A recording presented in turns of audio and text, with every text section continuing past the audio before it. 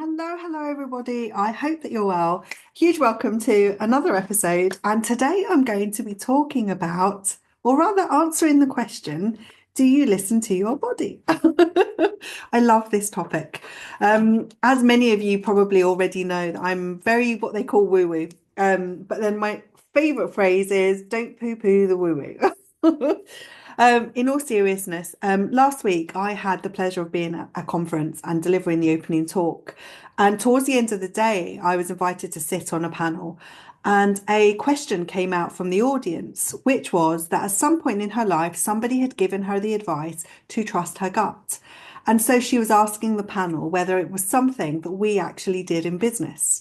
And I have to say, I sort of leapt on that first. I was there with a microphone, I leapt on it first. And there are a couple of different lenses, and I really wanted to explore that with you today. So the first is when we say the phrase, do you trust your gut? It's really important, I think, just to take a step back and just look at what you're actually asking. So lots of people use that phrase, especially within decision making.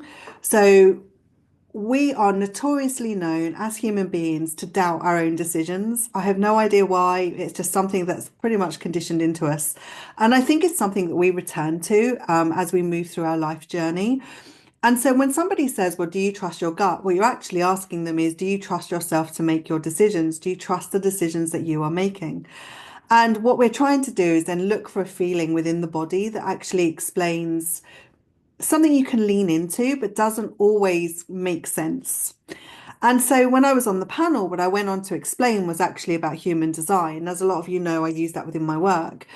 And within human design, what we know to be true is that in order to help us make decisions, we have what we call an authority. So, as a projectile, my authority is a splenic authority. And a splenic authority is basically an in the moment nudge. So, sometimes in the most inopportune moments, I will just get a nudge from my spleen. It's something that I've learned over time, and it helps me to trust to make the decisions that I want to make. For other people, it might be a gut response. You might actually, in your gut, feel, whether something is right for you or not. But then there's also this kind of like silent feeling that you get, this silent sense of knowing that you're not quite sure what it comes from, but you just know. And that's really your inner guide, right? That's the inner guide who is kind of inside you, that's kind of exploring and looking out in the world. Will basically help you navigate the world. Often that is related to intuition. And I think more and more people are understanding the power of their intuition. But what's so amazing about the intuition is that actually, when you go against it, that's when you realize the power of it. So, how many people and how many of you have sat there and said, well, oh, I had a feeling, I should have just gone with my feeling. And then something happens that maybe isn't exactly what you had hoped for. But had you gone with the feeling, then you kind of know that actually probably wouldn't have happened.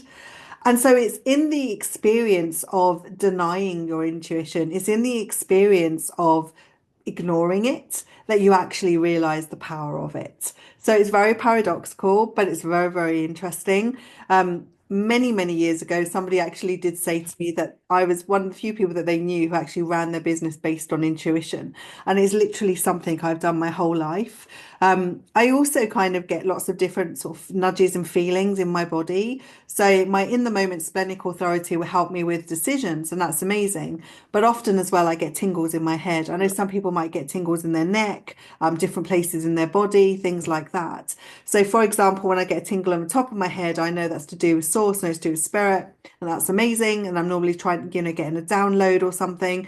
If it's to the left, then I also know that actually it's something that's creative or something that's meant for me. The right side tends to be my ego. I've kind of learnt this over the years because I couldn't quite work out why my head would sometimes literally light up like a Christmas tree. And so these are really, really lovely things because they're actually things that happen in our body. And if we sort of sit with ourselves, we will notice them. And the more and more you notice it, the more and more you start realizing that there's a pattern, that actually those nudges, those tingles, those things that are happening inside your body are is information, right? It's feedback. And one of the things I like to talk about a lot is how amazingly intelligent our bodies are. So our bodies store body memory. So from when we are very, very small and we become, we are born in, Earthside, um, our bodies will get to work, right? And they will start storing body memories. And that's all really kind of what the subconscious tends to kind of tap into. And the subconscious then kind of informs the mind. And there's a whole system that goes on inside our bodies. And it's really interesting because you'll also know this if you've had a family member or yourself that maybe you've been poorly or something has happened, you'll often have your body will give you that information before you've actually even paid attention to it. And the challenge is that when it's a situation where sometimes it's to do with health, often we may be afraid to listen to it because we're afraid of what that information might actually tell us. And so we ignore it. But the wonderful thing about the body is that whilst it holds all of our body memory, it is one of our most intelligent assets. It just knows. It will give us intuitive nudges. It will give us a feeling that something is right or something is not right. And really, I like to think that more and more, we are becoming more in tune with kind of the mind-body connection. I think as well, it's really interesting because a lot of people will make a decision from a neck upwards. So they will use their mind, their head to overthink, to question, to challenge, to make decisions for themselves, when actually the mind should really only be used to make decisions for other people, right? So if you're thinking about a challenge and you're trying to solve the problem, then you use the mind, you use the information that flows through to the mind. But your body is actually the place where you make decisions for yourself. And as I said, for different people, you'll experience that in different ways. I think the phrase like, do you trust your gut is really intuition. I actually think it's that because not everybody has a gut response. I think, like I said, for me personally, I have a splenic in the moment response. Some people may actually get an aha moment when they're talking to somebody. There are seven sort of different kind of authorities within human design. And depending on your blueprint will depend on which authority you have as part of your design. But I think design aside, human design aside, there is this beautiful knowing that lives inside our bodies. And it's really interesting because I've been really excited to have released £20 recently since I started this year. And I'm very, very excited about that. And I'm absolutely convinced that the more and more I've done my nervous system work and I've told my body it's safe to release the weight it was carrying around my belly where it was trying to keep me safe, it's sort of just been kind of releasing, which has been beautiful. But I'm sure I can feel my splenic nudges more. I'm sure I can connect to my inner self more. I can feel this kind of like inner being inside of me, which is going to sound a bit alien-like. But I'm sure I'm tapping into my knowing more and more.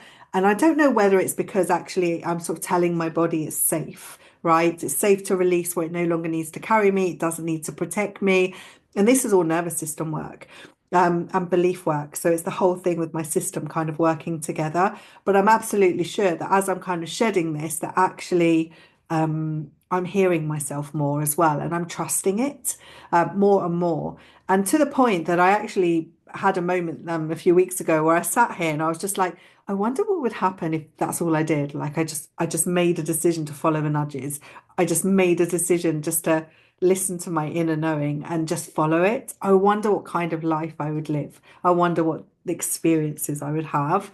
And it has been a challenge. I sort of went, right, I'm going to do it. And then, of course, like I said before, there is power in kind of ignoring it as well, because that also gives you feedback.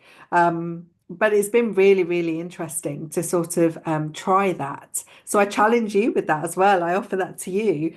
Is that something that you could possibly do? Give yourself a week and just say, well, if I just spend this week following my nudges or following my feelings or following this kind of like just knowing that you have that you can't quite put words to, what type of life experience would you have? What type of decisions would you make? What type of journey would you go on? And just see, like, if you could practice that in a week, what happens? And if you do, I would love so much to hear from you. That would be so incredible. But as always, if you've got any questions, any comments, I'd be delighted to hear from you anyway. But I wish you all much love and I hope that you found this short video helpful. And if you haven't already, please hit subscribe. It means so much to me. Yeah. and I'll see you in the next video. Take care, everybody. I'll speak to you soon. Bye.